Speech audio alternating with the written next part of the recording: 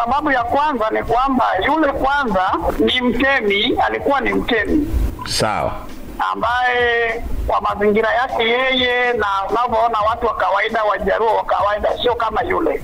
Huyu ni mtu ambaye kidogo alikuwa na utofauti na watu wengine. Kwa hiyo ile ni mila, ndio maana na yeye unaposikia kwamba walisema kwamba baada ya masaa 72 anatakiwa au ameshafanya nini au ameshapumzishwa. Sasa kwa nini alisema hivyo? Ni kwa sababu yeye anajua kwamba alikuwa na nguvu ya ziada ambayo ya asili inayotokana na utemi wake, ambayo niseme kwamba lugha nyingine wanasema kama chifu. Sasa ukiona kuwekwa wazi hivyo, hata wale viongozi wanajua walitia kwamba lazima wasingekuwa wamefanya hivyo, labda kuna shida ambayo ingetokea, ingekuja kusumbua baadaye, labda baada ya kumpumzisha kwenye nyumba yake ya milele. Ile ni kwa sababu ni yule alikuwa ni mtemi na ni chifu, na yeye kuna mambo ambayo yeye aliyazungumza kwa siri.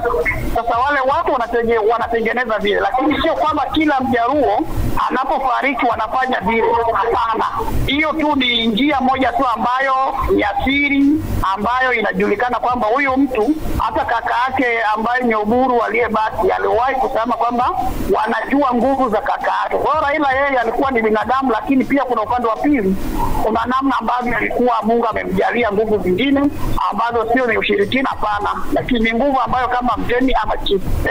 Kwa hiyo mimi kwa kifupi ni hilo tu, Wambura Mtani. Tukizungumza kuhusiana na kabila lenu, msiba huwa mnauchukuliaje, kama sherehe au kama msiba? Kwa sababu tunaona hapa amesema kwamba ziko ndani ya saa 72, lakini naamini singekuwa hivyo kwa taratibu za kabila lenu, ingeweza kukaa hata mwezi.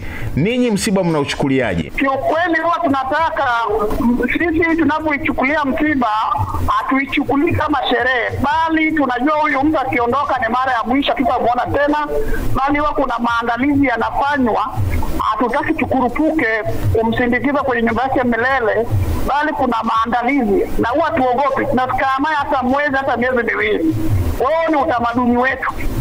Na sasa hivi unavyoona kuna miundombinu anawekwa kwenye friji, anaweza kukaa mwezi. Sasa huyu alivyotuharakisha, alivyosema ndani ya siku 72, tayari mtu mwelewa anaelewa huyu alikuwa tofauti na wengine. Kwa hiyo sisi msiba tunaweza tukanaza zaidi ya mwezi na tupate shida. Tunafanya maandalizi, na ile siku anasindikizwa. Hatuhitaji kuona kwamba kuna doa yoyote tumebaki nayo, kwamba kuna mila fulani hatukuweza kufanya au kuna jambo fulani marehemu aliwahi kusema, aliwahi kuacha usiache, mimi ni chifa fanyevo. Na wengine wanasema kwamba mimi ni chifa, msinipeleke mwili wangu mochwani. Kwa hiyo unavyoona hali halisi, tulitegemea kwamba huyo kwanza angezungushwa nchi nzima ya Kenya, lakini pia angeweza kukaa hata ndani ya wiki 2. Kuna maandalizi kambambe inafanywa, maana akitoka ametoka, hatutamuona tena. Kwa hiyo hatuwezi kumkimbia ndugu yetu kwa sababu amekata moto, watu muharakishe haraka.